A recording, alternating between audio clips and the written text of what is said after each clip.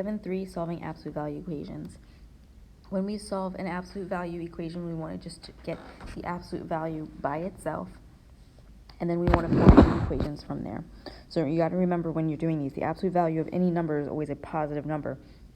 So if you ever get the absolute value of something is equal to a negative number, you have no solution. So we're going to solve these just like we do with our regular equations, just making sure that that absolute value is what we get by itself first. So if we look at example A, we have the absolute value of 3x plus 2 is equal to 8. So we are solving and graphing this. So we're going to start by subtracting 2 from each side. We get the absolute value of 3x is equal to 6. From here, we're going to form two equations. We're going to have one that is the negative 6, one that's the positive 6. So getting rid of those absolute value bars, we're going to have 3x is equal to negative 6, as well as 3x is equal to 6. So when we solve for x here, we are going to divide each side by the 3.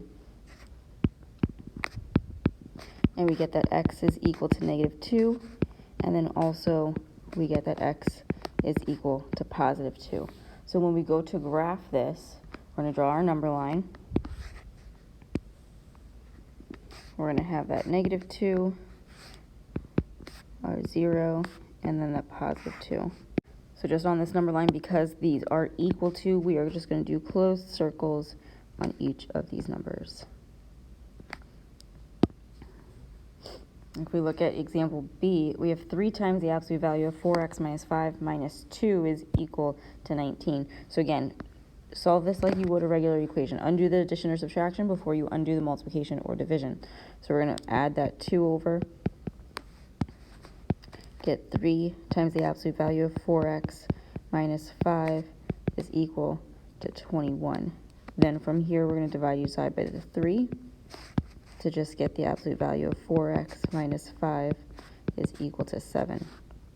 We're good so far. We have the absolute value of something is equal to a positive number. So form your two equations from here. We're going to have 4x minus 5 is equal to negative 7, as well as 4x minus 5 is equal to positive 7. So we are going to add that 5 to each side. Have 4x is equal to negative 2. Same thing with the other equation. We're adding 5 to each side. We get 4x is equal to 12. Then we're going to divide each side by the 4 for each of these. We get that x is equal to negative 1/2, and x is equal to 3. On our number line, we're going to have a 1, a 2, and a 3. Not 1, 2, and 3. We're going to have negative 1. We're going to have, let's say, 2 and 4.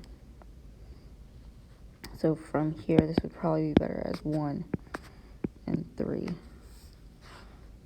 So this would be 0, this would be 2. To plot the negative 1/2, we're going to be right in the middle of the negative 1 and the 0. To plot the 3, we're going to be right on 3.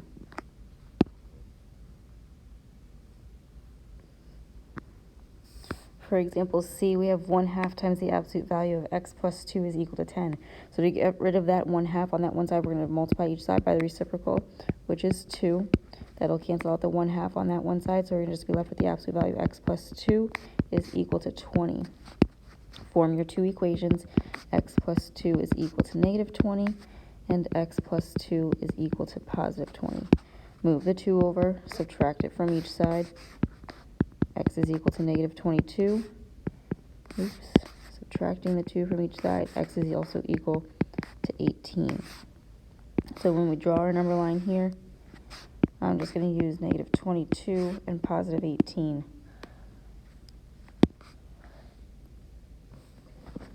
And do our closed circle on negative 22 and our closed circle on 18.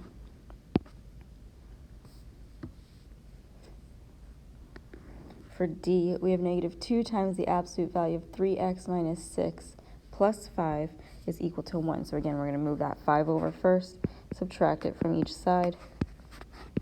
We're going to have negative 2 times the absolute value of 3x minus 6 is equal to negative 4. Now we're going to divide each side by a -2. A negative divided by a negative is a positive, so we're going to have the absolute value of 3x minus 6 is equal to positive 2. We're good now, so that way we have that negative out of the way, and we're equal to a positive number. So now turn this into two equations. So 3x minus 6 is equal to -2, as well as 3x minus 6 is equal to positive 2. Move the 6 over for each of these by adding it. We're going to have 3x is equal to 4, and 3x is equal to 8.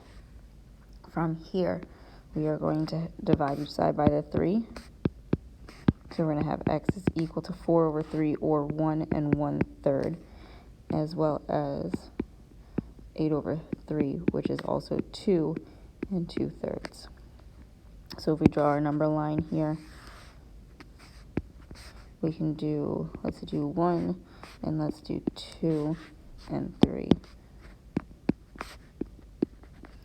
So this would be like 1/3, this would be 2/3, 1/3, 2/3. So 1 1/3 is here, and then 2 2/3 is here.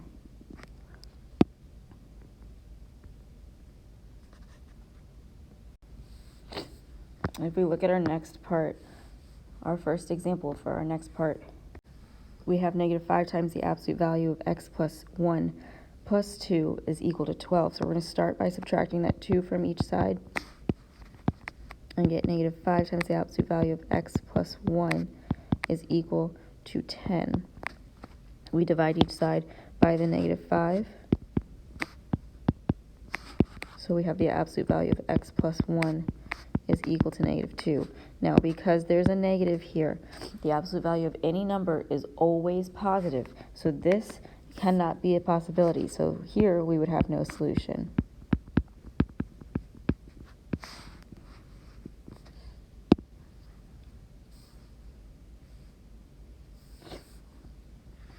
For B, we have 3/5 times 2x minus 4 minus 3 is equal to -3. So we're going to start by adding that 3 to both sides. We are going to have 3/5 times the absolute value of 2x minus 4 is equal to 0. Multiply each side by the reciprocal of that 3/5, so 5/3. Oops. That cancels out. We're going to have the absolute value of 2x minus 4 is equal to 0. Whenever you have something equal to 0, 0 is neither positive nor negative, so we're just going to have one equation. So just get rid of those absolute value bars to have 2x minus 4 is equal to 0 and solve. We're going to add the 4 to both sides. So 2x is equal to 4. Then we divide by 2 on each side, and we get that x is equal to 2. If we were to graph this, you would have the two numbers that surround 2, so 1 and 3, and it would just be a closed circle on 2.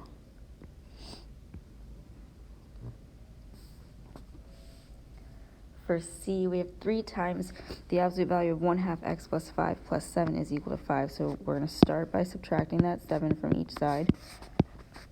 We get 3 times the absolute value of 1/2 x plus 5 is equal to -2. We divide each side by 3. We get the absolute value of 1/2 x plus 5 is equal to -2 over 3. You cannot have a negative that an absolute value is equal to, so this one is no solution as well.